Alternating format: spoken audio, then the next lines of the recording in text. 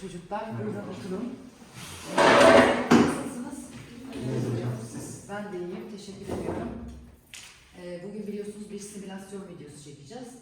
Mobilizasyonla ilgili. Neydi mobilizasyon? Kim söyleyecek? Hastayı ameliyattan sonra kaldırıp yürütmeleri. Evet, ameliyattan sonra ya da özel bir durumu vardır, yoğun bakımdan çıkmıştır, birçok şey olabilir. Hareket ettirmemiz gerekiyor. İşte metabolizmasını hızlandırmamız gerekiyor. Gazını çıkartması için faydamız olması gerekiyor. İşte hayata hazırlamamız için faydası olması gerekiyor. Şimdi bununla ilgili nasıl bir şey yapalım? Nasıl bir senaryo yazalım sizce? Hocam yürümekten korkan veya yürümek istemeyen bir hastayla ilgili bir senaryo Böyle olabilir. korkuları olan değil mi? Evet. Evet, güzel olur. Tamam, öyle yapalım. Hasta kim olmak ister o zaman? Bunu kim yapabilir?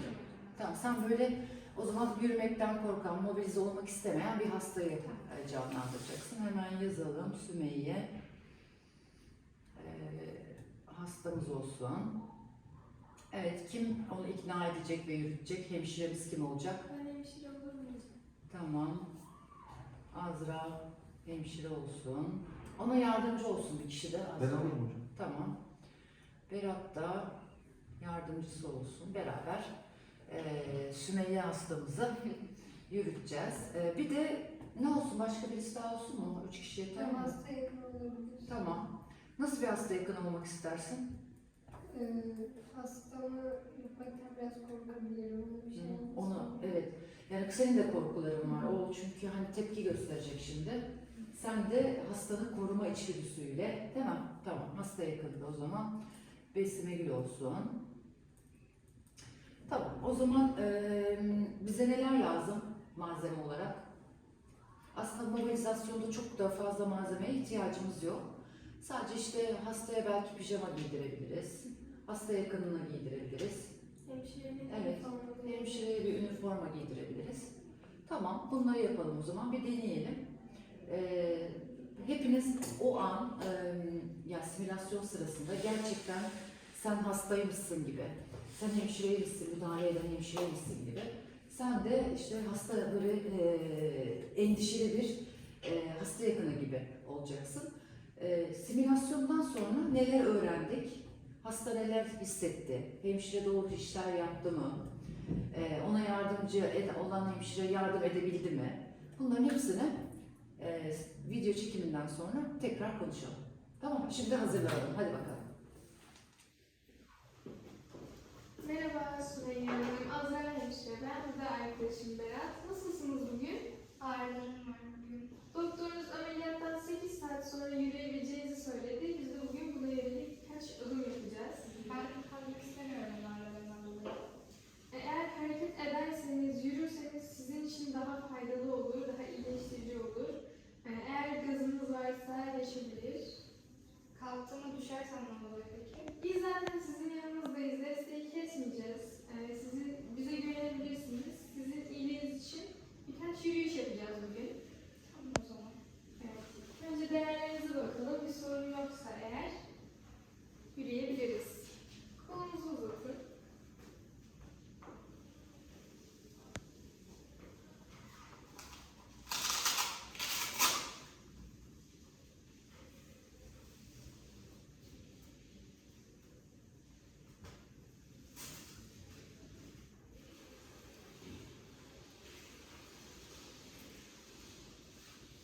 Evet, ölçüyorum.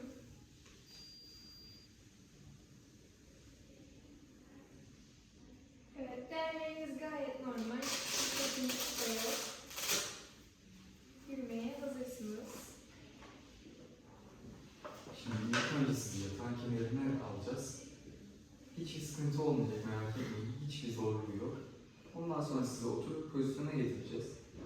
Başınızın dönmediğinden ve iyi olduğunuzdan emin olduktan sonra ayağa kalkmaya hazır olduğunuzu düşünüyoruz. Bir sıkıntınız var mı? Şu anda çok Tamam.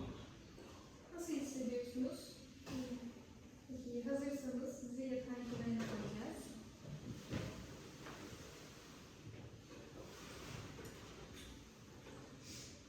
Ben 3 deyince kalkabilirsiniz. Siz de biraz destek verirseniz eğer. 1, 2, 3. Çok iyi. Karşıya bakın lütfen. Eşofmanlarınızı da giyiyorsunuz.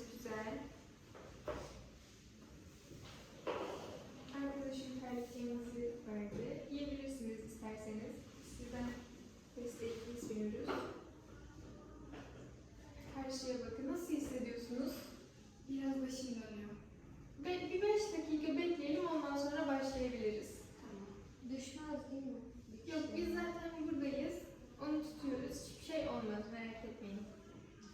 Şu an daha iyiyim, yürüyebilirim. Şu an iyiyseniz ben size desteğimi vereyim. Bir elinizi belime koyun, bir elinizi omzuma koyun. 3 deyince kalkabiliriz. 1, 2, 3. İyi misiniz? Herhangi bir şeyiniz var mı? İyi Her şu şey an. bakın. İsterseniz oturabilirsiniz. Yok, gerek yok. İyiyim. Küçük küçük adımlarla başlayabiliriz. Tamam. Hadi bakın.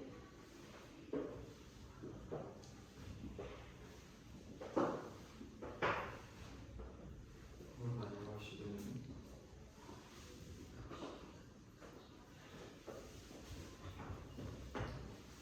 Şöyle bakın.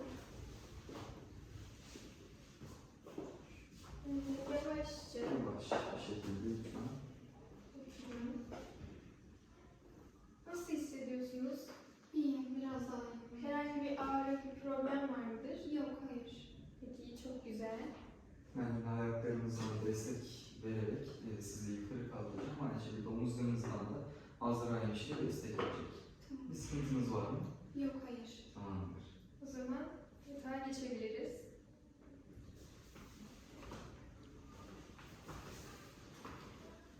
Güzel. Şimdi yatağın ortasına alacağız yine aynı şekilde sizi.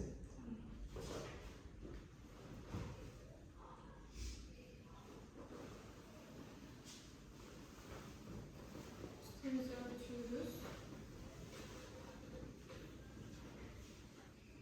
Evet, nasıl hissediyorsunuz şu an? Daha iyiyim. Evet, yürüyüş iyi geldi mi biraz? Sanırım evet. Güzel. O zaman biz birkaç saat sonra tekrar geleceğiz. Aynı işlemleri tekrar yapacağız. Hiç merak etmeyin, yine aynısı olacak. Bir problem varsa bize söylersiniz zaten. Buradayız. O zaman tekrar görüşürüz. Çok geçmiş olsun. Teşekkür ederiz. Evet çocuklar. Evet, çok güzel bir simülasyon tamamladınız. Sizi tebrik ediyorum. Şimdi simülasyon hakkında biraz konuşalım. Önce hastamızdan başlayalım. Neler hissettin? Gerçekten hasta gibi hissettin mi? Gerçekten hasta gibi hissettim. Yani o duyguyu yaşadım ama hani bence biraz daha ikna edebilirdi beni hemşire. Yani Hı hı. ben birazcık daha istemediğimi belli edebilirdim. Evet. Ha, biraz daha böyle hani istemeyen hasta değil. Hemen ikna mı oldun? Öyle Değil hissettim. mi? Öyle Evet, hissettin. birkaç Evet. sözlerle ikna oldum. Evet. Peki böyle işte şey nasıldı? Hani sana hitap etmeleri, işte seni hareket ettirmeleri, o konularda başarılılar mıydı sence? Bence başarılılardı. Evet, güzel. Evet, sizlere soralım şimdi. Sen hemşire oldun, yapman gerekeni yaptın. Ne düşünüyorsun? Her şeyi yaptın mı? Eksiklerin neler? İşte işlem basamaklarının doğru olduğunu düşünüyorum. Biraz heyecanlandığım Hı hı. için biraz daha mesela hasta yakını daha çok bilgi verebilirdim diye düşünüyorum. Başka? Başka hastaya da en sonunda daha çok bilgi verebilirdim Evet, diye düşünüyorum. çıkarken değil mi? İşin, evet. Bir sonraki gelişimde neler yapacağımı Hı hı. anlatabilirdim mesela. Ama şu çok güzel oldu. Şimdi mesela hasta en başta istemiyordu bunu.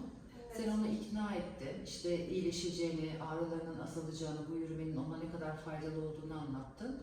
O da yürüyebildiğini gördü. Hani bundan sonraki aşamalar hasta için daha kolay geçeceğini, kendine güveni geldi değil mi? Hani Evet. bundan sonra daha güzel yürüyebilirim diye. Değil mi düşündün? Evet, sen de yardım ettin Azra hemşireye. Yani bana göre gayet yararlı bir simülasyon oldu. Çünkü hani bu böyle bir durumda gerçek hayatta karşılaşırsak neler yapabileceğimizi öğrendik. Evet. Yani bu yüzden bence gayet güzeldi. Bazı eksiklerimiz Hı hı. belki olabilir. Evet. Heyecanlandığımız Evet, için. diğer simülasyonlarda onları tamamlarız. Ama bu size güzel bir tecrübe oldu diye düşünüyorum. Derslerde de zaten sık sık kullanıyoruz. Evet, hasta yakını olarak sen biraz sessiz kaldın sanki. Biraz sessiz kaldım ama bence gayet başarılıydı. Herkes Evet. böyle yaptılar. Sadece hemşireden birazcık daha bilgi isteyebilirdim hastanın. Evet, hastayla ilgili değil mi? Çünkü şimdi mesela hastayı bekleyen kişiler de hastayı boşa beklemiyorlar. Şimdi en çok işte böyle ameliyattan yeni çıkan hastalar, işte yatağa bağımlı hastalar, bunların işte beslenmeleri, yürütülmesi, yeniden işte Bunlar da hep refakatçi aslında. Biz refakatçiye bırakıp gidiyoruz ya. Bunlar önemli. Size hemen bilgi vermesiyle ilgili falan da yönlendirilebilirdi belki refakatçimiz. Ama genel olarak güzeldi. Tebrik ediyorum, teşekkür ediyorum. Daha sonraki simülasyonlarda inşallah görüşeceğiz. Görüşmek Tamam. üzere. Başarılar.